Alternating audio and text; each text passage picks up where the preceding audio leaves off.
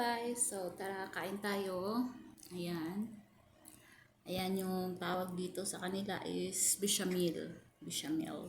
Bechamel. Ayan, makaron niya. Bechamel na may karning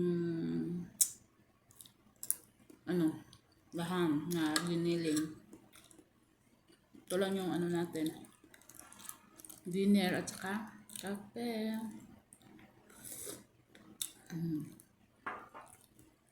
So, bechamel lang yung ating hapunan. Malis yung mga amo ko. So, ito yung namin kapon. So, wala nagluto. Ito yung kinain. So, tara guys, saan tayo? Bechamel. So, thank you for watching guys. So, follow for more. Thank you. Please follow my FB account. Thank you guys.